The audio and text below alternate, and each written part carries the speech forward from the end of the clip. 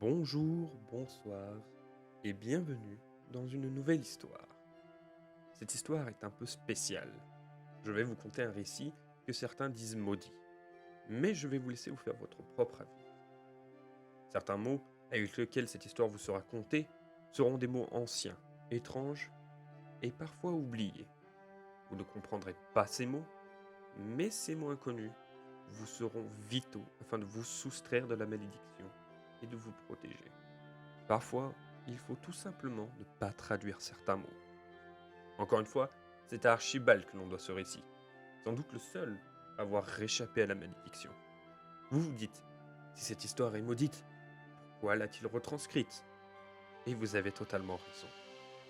Le scribe divin avait pour but de retranscrire toute l'histoire de Sifrep depuis sa création jusqu'à aujourd'hui. Même si parfois, certaines de ses connaissances sont dangereuses. Voici donc pour vous une histoire d'un autre âge, à une époque où la magie venait à peine d'arriver. Cette époque correspond à la deuxième ère, bien des cycles après l'effondrement. Une époque où les nouvelles nations et les continents se sont enfin reconstruits, et où le monde s'est enfin de nouveau remis en marche. Cette histoire compte la déchéance d'un héros, et aussi la naissance du seigneur et du premier Mogdrak.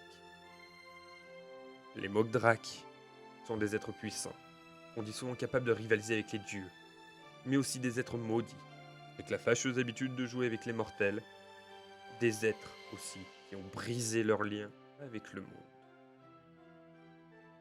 Je vais désormais vous laisser avec l'histoire.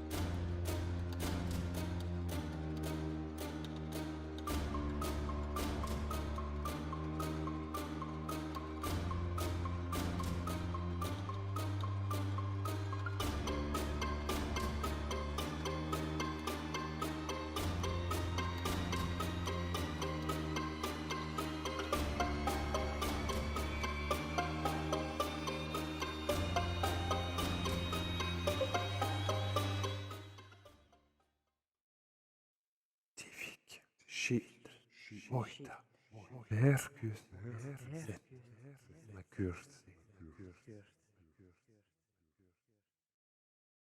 Il était un Elor, dont le nom n'existe plus. Il faisait partie d'un groupe d'aventuriers, de héros même. Ils étaient adulés, et les seigneurs faisaient appel à eux de nombreuses fois pour leur efficacité. Il y avait dans ce groupe un érudit elfe, nommé Hilbert, qui était aussi un mage dont la puissance n'était plus à démontrer. Elle était là aussi, une archère de renom. On disait d'elle qu'elle ne manquait jamais sa cible. Et enfin lui, un guerrier dont la force surhumaine l'effrayait.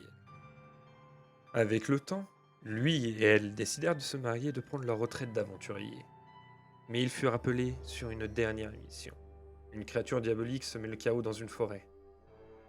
Ils ne pensaient pas que cette créature allait être la plus puissante qu'ils aient jamais croisée. Le combat fut rude, mais la créature fut vaincue. Hélas, dans l'affrontement, le Hélor tomba aussi, sans vie. Sa femme, désespérée, se jeta sur lui en larmes et elle pria les 21 de le ramener en échange de sa propre vie. Et après de longues minutes interminables, il ouvrit les yeux.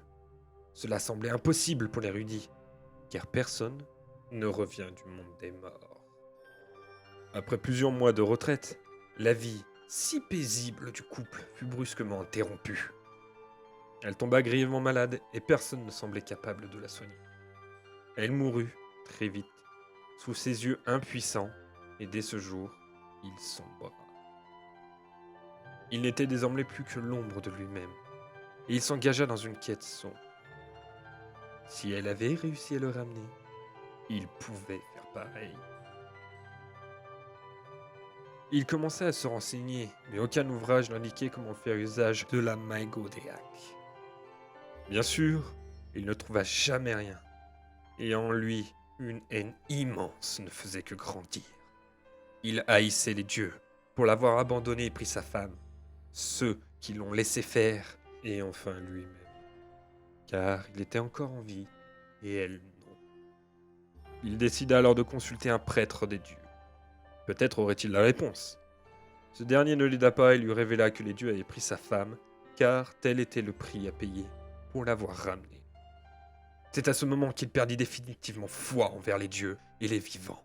Il commit un crime divin en assassinant le prêtre dans son temple. Il prit la fuite. Bien que plus vieux et fatigué, il avait encore sa force d'antan, et personne ne semblait capable de l'arrêter. Après un long cycle d'errance à vivre du crime, il tomba sur un étrange vieillard. Celui-ci lui expliqua qu'il existe encore des artefacts divins sur le plan des mortels. L'un d'eux serait capable même d'exaucer les vœux, et il donne une puissance égalant celle des dieux. Le Hélor décida alors de chercher cet objet, et il passa ainsi plusieurs cycles à le chercher, mais sans succès. Il avait perdu le compte des recherches et des ruines, mais dans celle-ci, dans cette montagne, après un nouvel indice, il trouva l'artefact.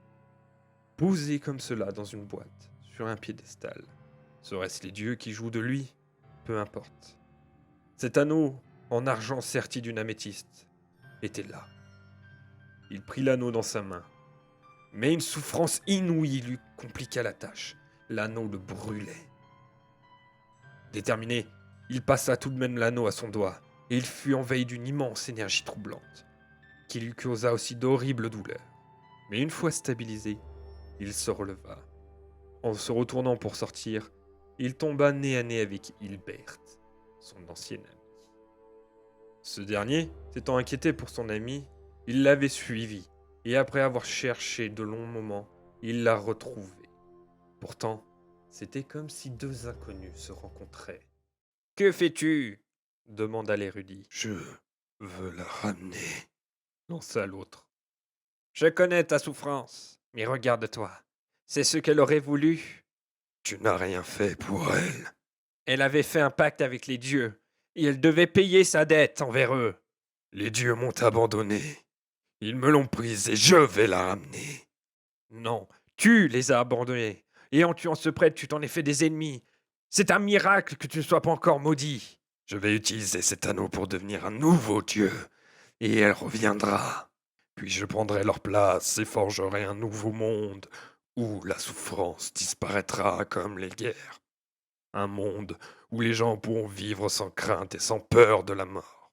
Écoute-toi, tu n'étais déjà plus toi-même quand elle t'a ramené. Les artefacts divins ne sont pas faits pour nous, mortels que nous sommes. Tu es jaloux de ma nouvelle puissance, et tu ne m'empêcheras pas d'accomplir mon destin. Tu seras le premier à voir l'avènement de ce nouveau monde, même si cela implique de brûler l'ancien. » C'est alors qu'un duel se déclencha entre eux. Hélas, l'érudit n'était pas assez fort pour lui faire face, et il perdit rapidement. À l'article de la mort, il le conjura de ne pas faire ça. Mais il ne l'écouta pas et essaya d'utiliser le pouvoir de l'artefact. La magie se déchaîna. Il demanda plusieurs fois que sa femme revienne, tout en priant pour obtenir cette puissance pour défier les dieux. L'érudit se releva tant bien que mal, faible, et il le regarda déchaîner ce pouvoir vers les cieux. Le ciel s'assombrit, mais Hilbert ne perdit pas espoir. À son tour, il pria les dieux de venir faire quelque chose. Dans le ciel noir, une lumière jaillit et frappa le Hélor. Son doigt, puis sa main et enfin son bras ont commencé à noircir, complètement nécrosé. Il hurlait de douleur. L'anneau fusionna subitement avec son doigt et la noirceur continua à se propager sur son corps, faisant de lui un être plus noir que la nuit, dont les yeux étaient faits d'améthyste. « Je t'avais prévenu. Tu es désormais maudit par les 21 et tu as ce que tu mérites, » lança l'érudit. « Que se passe-t-il » Les artefacts divins ne sont pas faits pour nous, et pour ta bêtise tu seras puni. Tu es devenu l'ombre de toi-même, et ainsi tu perdras ton nom, qui tu es et tout ce que tu as accompli.